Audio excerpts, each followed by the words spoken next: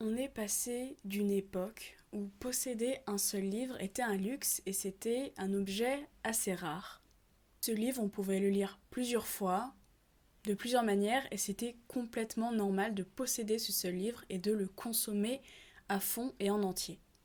Et on est passé de cette époque à une autre, qui est la nôtre aujourd'hui, et c'est une époque où en fait, on a accès à tous les livres, on a accès à toutes les vidéos, on a accès à tous les cours, à tous les contenus, et on se rend de plus en plus compte que nos listes de lecture, nos listes de consommation sont de plus en plus longues et on ne sait plus où donner de la tête. Et dans ce monde où les listes de lecture sont de plus en plus longues, il faut consommer vite et être le plus rapide. Et cette idée que tout le monde puisse avoir accès à toute l'information, ça provient de l'utopie d'Internet et à cette idée que tout le monde devait avoir, de manière égalitaire, avoir accès à l'information dont il ou elle avait besoin. Mais le problème, c'est qu'on n'a pas été capable de prévoir ce grand paradoxe d'un trop d'accès à l'information. En fait, maintenant, on ne sait plus qu'on n'a plus assez de choses à consommer, c'est qu'on en a trop et on ne sait plus comment faire, on ne sait plus comment consommer cette information, comment la traiter et comment la hiérarchiser. Et en fait, c'est ça le paradoxe, c'est au lieu de ne plus rien avoir, on a tellement qu'on ne finit par ne plus rien consommer et c'est comme si on ne possédait rien au final. Et donc on revient à cet état de pauvreté intellectuelle où on n'a rien, on ne sait rien, on ne lit plus rien, on ne regarde plus rien en entier. En fait, on en revient au début où on n'a accès à aucune information.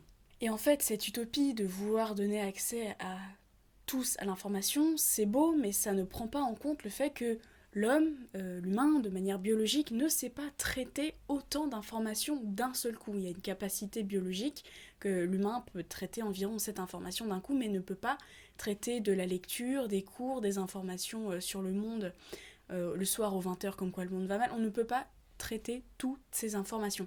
Et donc on fait un choix, mais le choix, ça crée aussi un paradoxe dans le cerveau, ça fatigue la volonté, et plus on a à faire de choix, plus notre volonté est fatiguée. Les humains, en fait, ne savent pas gérer ce flux d'informations. Et c'est ça le problème, et on va essayer de trouver une solution pour survivre dans ce monde bourré d'informations. Et aussi, il y a autre chose qui apparaît avec tout ça, c'est que quand une chose est en abondance, quand on a accès à une chose comme ça en claquant des doigts, en fait, psychologiquement, on se dit que cette chose n'a pas réellement de valeur. Parce qu'on peut y avoir accès quand on veut, il n'y a pas vraiment de contrainte en fait, donc on se dit c'est pas trop grave, je la mets de côté, c'est pas extrêmement rare. Et c'est ça le problème, c'est qu'on ne sait plus qualifier une information, on ne sait plus traiter une information pour sa juste valeur. Comme il y en a plein, tout le monde peut y avoir accès au final, bah ça n'a pas vraiment de valeur quoi. Le problème de tout ça, c'est que on se rend compte, on consomme tous de l'information comme des zombies. On n'est plus capable de terminer un livre, on n'est plus capable de terminer un article scientifique, ou même de le comprendre, on n'est plus capable de prendre des notes correctes, on n'est plus capable de regarder un documentaire jusqu'à la fin sans changer en cliquant sur une autre miniature, et on devient tout simplement des zombies d'information. Et donc moi, j'ai envie de proposer une nouvelle approche, c'est d'adopter une nouvelle manière de consommer du contenu pour ne plus être dans ce cycle infernal qui est que on a accès à tout, mais on n'a pas vraiment conscience de ce qu'on consomme, donc on ne retient rien, mais on a quand même une bibliothèque infinie devant nous de contenu, sauf qu'on ne sait pas quoi en faire. Alors, ça va passer d'abord par le fait de conscientiser notre consommation de contenu. À un moment, je me suis imposé une règle comme quoi je n'avais pas le droit de consommer un contenu, une vidéo, n'importe quoi, si j'étais pas prête ou capable de m'asseoir et de prendre un stylo, un carnet et de prendre des notes sur ce contenu. Mais ça n'a pas vraiment marché au final parce que déjà je me sentais un petit peu bridée dans ma consommation, je pouvais pas consommer comme je le voulais et quand je devais le faire j'avais une sorte de contrainte mais qui m'a pas vraiment aidée et quand je prenais des notes j'avais l'impression d'être productive, d'avoir fait quelque chose de super. En fait, pas vraiment, j'avais pris des notes simplement pour prendre des notes. Et donc je me suis vite rendu compte que la solution c'était pas de consommer plus de contenu, mais d'en consommer beaucoup moins, mais d'une meilleure manière, d'en consommer moins, mais mieux. Et on va entrer dans une phase où on va donner beaucoup plus d'intention au contenu qu'on consomme. Et cet état d'esprit, cet état de conscientisation du contenu, du fait de consommer moins, ça va complètement à l'encontre de ce qu'on entend tout le temps en fait en ce moment. Donc consommer 100 livres par an, d'avoir regardé tout ce qu'il fallait regarder, surtout au niveau des livres. de consommer toujours plus, d'adopter la lecture rapide, etc. Ça va vraiment complètement à l'encontre de tout ça. Ça va être même le contraire, de consommer vraiment très très peu, mais de meilleure qualité.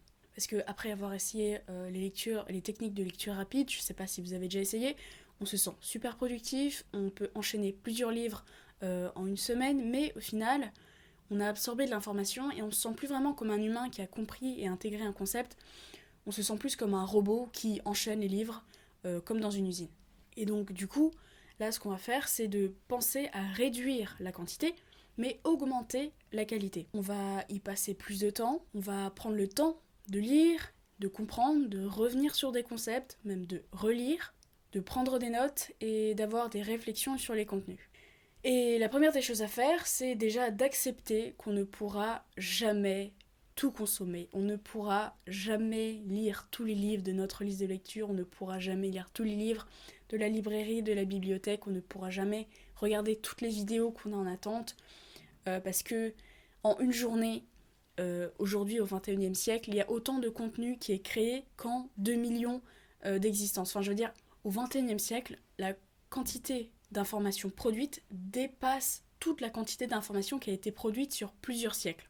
Donc si on met tout ça bout à bout, on comprend très bien que les milliards d'heures qu'il y a sur YouTube, les milliards de mots, les milliards de livres, on ne pourra jamais tout consommer, tout lire. Et c'est pas grave, il faut vraiment accepter le fait que on ne saura jamais tout et on ne pourra jamais tout lire. Et au final, de ne pas pouvoir consommer tout ça, c'est frustrant, mais c'est pas grave en fait. C'est vraiment pas grave. Ce qui est important, c'est qu'on va prioriser et on va se demander quel contenu est le plus important pour nous et qu'est-ce qu'on va mettre en premier sur notre liste. Et comment on va se servir de ces informations pour nous, pour notre vie, pour nos connaissances et nos projets personnels. Et donc la première des choses à faire, c'est aussi accepter qu'on va forcément, parfois, consommer du contenu pour se divertir. Parce qu'on entend de plus en plus autour de nous qu'il faut supprimer le divertissement, qu'il faut arrêter de se divertir. Mais en fait, c'est pas grave, l'homme est comme ça, l'humain est comme ça, on a parfois besoin de se divertir et il faudrait pas s'empêcher de regarder une vidéo ou de lire un roman simplement parce que c'est du divertissement, si c'est un créateur ou un auteur qu'on aime bien. Et en fait, ça sert à ça aussi, Internet, c'est de pouvoir découvrir et connecter avec des choses et des gens qu'on n'aurait pas cru possible dans notre vie de tous les jours. Donc surtout pas s'empêcher de se divertir, tout simplement, même si c'est regarder une vidéo débile sur Internet. Le problème, c'est pas de se divertir, comme on l'a dit, le problème, c'est que si ça devient notre mode de consommation. Si notre consommation, c'est que le divertissement, et si on fait que consommer sans intention, sans but, et qu'on passe notre journée à scroller, on finit même pas les vidéos, on sait pas ce qu'on a consommé, on n'a jamais pris de notes, on ne retient absolument pas ce qu'on lit, ce qu'on regarde, ce qu'on entend. Et les résultats, c'est qu'on a passé 2, 3, 4 heures à scroller et qu'on a eu l'impression d'avoir plein d'informations, mais qu'au final, effectivement, on a perdu notre temps et on n'a rien fait d'autre que de regarder des vidéos en boucle. Il y a vraiment ce côté un petit peu paradoxal, ce côté cycle infernal, c'est qu'on commence quelques vidéos, ça nous fatigue un peu, on n'a plus trop la motivation pour regarder du contenu intelligent et noté, donc on regarde une autre vidéo qui nous emmène à une autre vidéo, on finit jamais ce qu'on consomme, et en fait, on a passé notre journée à ne strictement rien faire et à que se divertir. Et le vrai problème, c'est si on fait que ça, si notre consommation, c'est que ça. Et même pour le contenu intelligent, on peut commencer plein de vidéos ou plein de livres intelligents, mais ne jamais les finir, passer à un autre et ne jamais prendre de notes, ne jamais retenir, ne jamais faire quelque chose de cette information. Donc accepter que c'est ok de se divertir, mais ne pas non plus faire du divertissement son mode de vie et de rendre cette chose complètement inutile. Et ensuite, on a la deuxième catégorie d'information, catégorie de contenu, c'est le contenu éducationnel. Et à chaque fois que je vais rencontrer un contenu éducationnel, je vais me demander, est-ce que là, tout de suite maintenant, au moment où je découvre le contenu, est-ce que j'ai du temps à mettre au moins 1 ou 2 heures pour m'asseoir, regarder, lire et prendre effectivement des notes?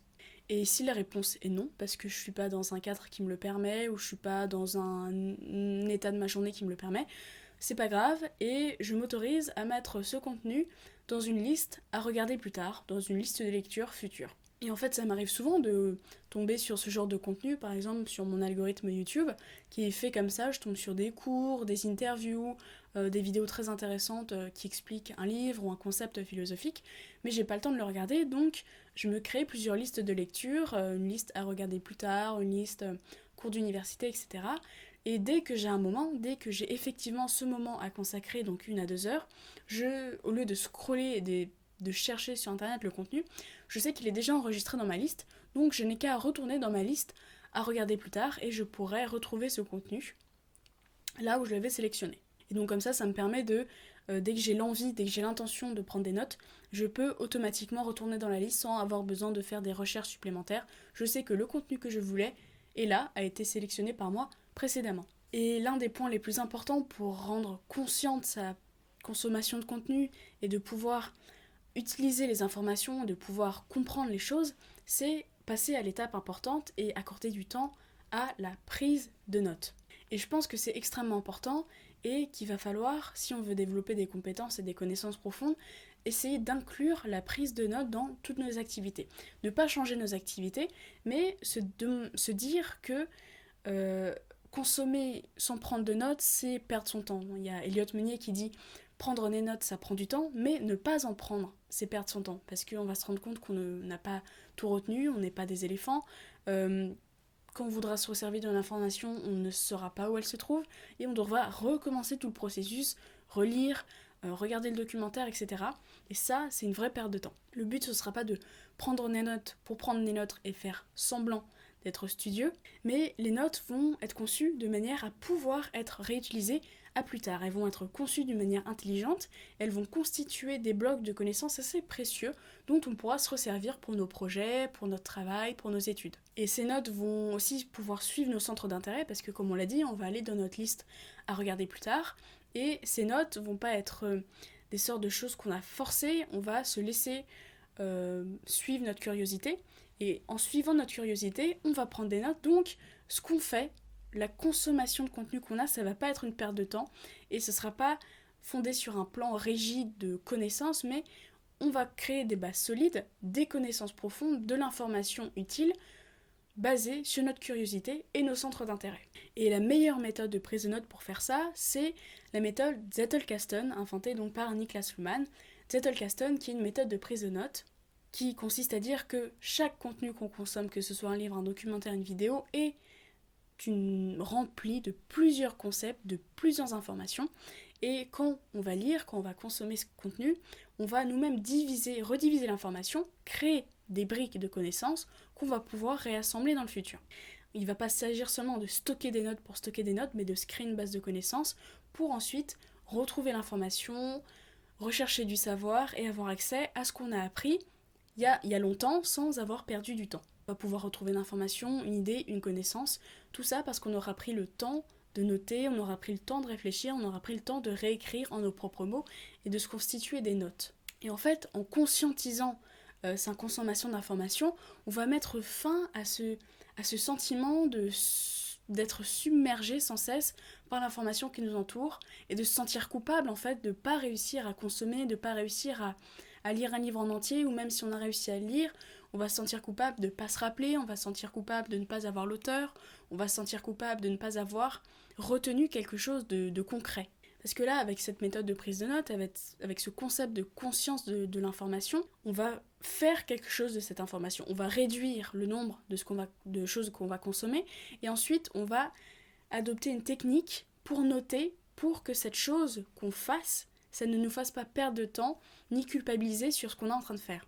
Et en adoptant cette manière de consommer, on va déjà prendre plus de plaisir dans ce qu'on fait, parce qu'on se dira, ok, tout ce que je fais là, ça a de l'importance, et même si tout de suite maintenant ça n'en a pas, je vais créer quelque chose, des notes, qui pourront me resservir plus tard.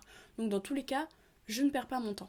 Et au final, l'objectif c'est de plus se sentir victime de ce flux d'informations, de cette surconsommation d'informations, et de redevenir acteur en fait de ses connaissances et de ce qu'on fait, de ce qu'on apprend, déjà redevenir maître de son temps et aussi de son attention. Et le but, ça va être de créer des informations solides, des connaissances solides dont on va pouvoir se resservir et surtout dont on va pouvoir tirer parti. Et c'est ce qui fera toute la différence dans cette société entre ceux qui vont simplement consommer, et avoir des listes de lecture entières et faire de la lecture rapide pour faire de la lecture rapide, pour se vanter, et les gens qui auront consommé moins, mais des gens qui auront conscientisé tout ça, qui auront intégré les concepts, qui auront pris des notes et qui s'en resserviront dans l'avenir.